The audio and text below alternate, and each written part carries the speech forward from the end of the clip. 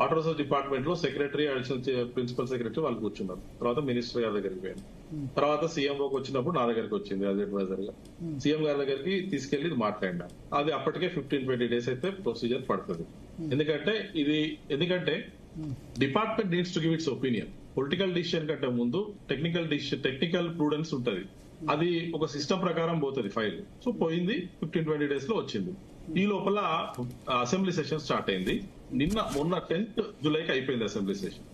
So any time next 1 week 2 weeks లో any time Fadnavis గారు పిలుద్దాము మాట్లాడదామని అన్నారు. So it is going to happen. నాకు తెలిసి వచ్చే వారం రోజుల్లోపు రేవంత్ రెడ్డి సమావేశం ఉండొచ్చు, వారం 10 రోజుల్లో, వారం 2 వారాలలో. ఎందుకంటే నేను అంత ఖచ్చితంగా ఇప్పుడు సీఎంఓ వారి టైం లైన్ బట్టి వారు ఇస్తారు. నాతో అన్నది ఏంటంటే అంటే అక్కడ మా ఆఫీసర్స్ మంచి బ్రేకింగ్ న్యూస్ ఇచ్చారు. అంటే మాతోటి డిస్కషన్ లో అన్నారు, అంటే అఫీషియల్ గా వాళ్ళు రాస్తే కదా. వారం 10 రోజుల్లోనో 15 రోజుల్లో కలవడానికైతే అంగీకరించారు దేవేంద్ర ఫడ్నవీస్. అసెంబ్లీ సెషన్ అయిపోయినాక 1 to 2 weeks లో మనం పిలుద్దాం, మాట్లాడదాము. ఈ లోపల డిపార్ట్మెంట్ ను దానిలో ఉన్న టెక్నికల్ స్టూడెంట్స్ మొత్తం రాయమన్నారు. డిపార్ట్మెంట్ రాస్తా ఉంది, అవన్నీ కూడా రెడీగా ఉంటాయి.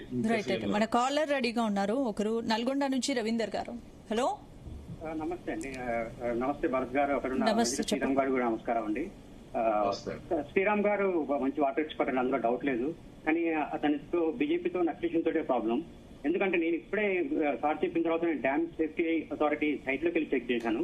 దాంట్లో క్లియర్ గా ఏం చెప్పారంటే NDSA jurisdiction covers all specified dams under the Dam Safety Act 2021, including safety aspects during construction, alteration, operation, maintenance and rehabilitation. However, the primary responsibilities for the dam safety remains with the dam owner. NDSA acts as a national regulator and enforcement authority rather than the owner of the operator of the dam. అయితే నేను పోలవరం గురించి అడిగాను, is it specified dam అంటే Polavaram specified dam అని ఉంది. ఇప్పుడు మన sir అడగండి ఒకసారి. శ్రీరామ్ గారు చెప్తా అండి. ఇప్పుడు NDSA యాక్ట్ లో అదంతా రాసినా గానీ NDSA యాక్ట్ ప్రకారము there is a SDSO in the state and a state dam safety organization and there is a NDSA at the center. So operation and maintenance లో ఉన్న ప్రాజెక్ట్స్ నే NDSA ఓవర్సీ చేస్తే తప్పితే కన్స్ట్రక్షన్ టైంలో NDSA చేయరండి. ఇది it will not interfere. నాకున్న knowledge ప్రకారం నేను చెప్తున్నా. అంతకంటే బియాండ్ ఒకవేళ అది అట్లా ఉండుంటే గనక ఐ టేక్ బ్యాక్ మై నేనేమి మీరు అన్నారు, ఒక మాట అన్నారు బీజేపీ పర్స్పెక్టివ్ చెప్తున్నాను. అసలు బీజేపీకి ఉన్న ఈ ఇష్యూకి ఏం సంబంధం ఉందండి? NDSA ఏమి ఇచ్చిందండి రవీందర్ గారు? NDSA ఏం చెప్పింది? 6 నెలల్లో టెస్టులు చేసి రిహాబిలిటేట్ చేసుకొని బ్యారేజ్లు ఫంక్షనల్ తీసుకురమ్మని చెప్పింది. 6 నెలల్లో చేయమని చెప్పిన NDSAను బీజేపీ ఏ విధంగా ఆపుతుందండి? ఎందుకు ఆపుతుందండి బరాయస్? మాకు అసలు ఎందుకు ఉంటది భయం? మేము ఫైట్ చేసేది, బీజేపీ ఫైట్ చేసేది దానిలో ఉన్న కరప్షన్ ఫైట్ చేస్తాము, దానిలో ఉన్న ఇన్ఎఫిషియన్సీని ఫైట్ చేస్తాం తప్పితే. నేను చాలా క్లియర్ గా చెప్తున్నా. మా రామచంద్రరావు గారితో మాట్లాడిన, స్టేట్ ప్రెసిడెంట్ తోటి, మా కిషన్ రెడ్డి గారితో మాట్లాడిన, బీజేపీ ఒపీనియన్ ఏంది? స్టేట్ పబ్లిక్ ఎక్స్చెకర్ స్పెండ్ అయి ఉన్నదాన్ని we cannot ignore like that. It is public's money. We have to restore the things. NDSA technical గా ఇచ్చిన రిపోర్ట్ కు బీజేపీకి ఫస్ట్ సంబంధం లేదు. ఒకవేళ NDA ఇచ్చింది ఏమన్నా రాకెట్ సైజ్ ఇచ్చిందా అంటే 6 నెలల్లో రిపేర్ చేసుకోమనే ఇచ్చింది.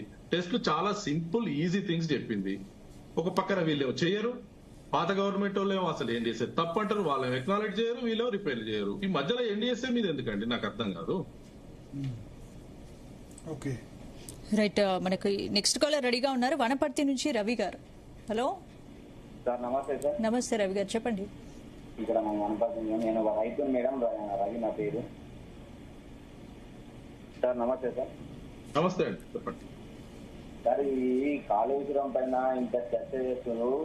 కాళేశ్వరం నుంచి ఒక వారం రోజుల నుంచి రైతులకు నీళ్లు ఇవ్వాలని చెప్పేసి ఇటు రాజకీయ నాయకులు మాట్లాడుతున్నారు, అటు ప్రతిపక్షాలు మాట్లాడుతున్నాయి, అందరూ మాట్లాడుతున్నారు.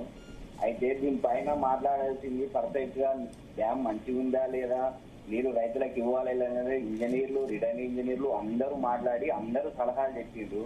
రాజకీయ నాయకులకు వీళ్ళకు ఒకవేళ స్టడీ పరంగా దాని గురించి ఏమైనా చేసింటే, కాళేశ్వరం గురించి కట్టడంలో కానీ దాని పూర్తి బాధ్యత తీసుకుంటే, దానిపైన అవగాహన ఉంటే రాజకీయ నాయకులకు తెలుస్తుంది. లేదంటే వీళ్ళు రోజుకో రచ్చ పెట్టి రైతులకు నీళ్ళు ఇవ్వలేము, నీళ్లు వృధాగా పోతున్నాయి, నీళ్ళు అసలు ఇవ్వనిక రాదు, కూలిపోద్దని ఎవరు అంటారు. ఈ పొలిటికల్ లీడర్స్ కి నిజంగా అవగాహన ఉంటేనే చెప్పలేదు కూలిపోతుందా ఉంటుందా అని. ఇంజనీర్లు ఉన్నారు, ఇంజనీర్లు వాళ్ళు కట్టిస్తారు, దానిపైన ఫుల్ స్టడీ వాళ్ళకు ఉంటది.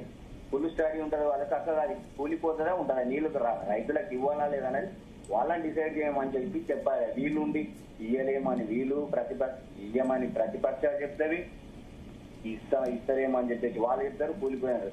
అసలు ఒరిజినల్ గా చెప్పాల్సింది ఎవరు సార్? ఇంజనీర్లు. దాన్ని కట్టాల్సింది అసలు ఉంటుందే పోద్ది అనేది కరెక్ట్ గా డిక్లేర్ చేసి ఇవ్వాలి అని చెప్పేసి ఇంజనీర్లు చెప్పి ఏం కాదు రైతులకు నీళ్ళు ఇవ్వచ్చు అంటే డైరెక్ట్ ఇచ్చేయచ్చు. ఈ ప్రతిపక్షాలతోనే ఎందుకు, బీజేపీ పార్టీతోనే, కాంగ్రెస్ పార్టీతోనే, ఇంకో పార్టీతోనే, అవన్నీ పార్టీలతోనే అవసరం. రూలింగ్ పార్టీలో మీరున్నారు, మీరు నీళ్లు ఇవ్వాలనుకుంటే రైతులని ఇంజనీర్ల సలహాలు తీసుకొని డైరెక్ట్ నీళ్లు ఇచ్చి. రూలింగ్ పార్టీ అంటే కాంగ్రెస్ పార్టీ. కానీ మీ వనపర్తి మీది యాక్చువల్ ఇప్పుడు కాళేశ్వరం కిందికి రాదు, బట్ తోటి రైతుగా చెప్తున్నారు అంతేనా? నేను రైతుగా చెప్తున్నా సార్. మాకు ఇక్కడ జూరాల ప్రాజెక్టు సార్, మా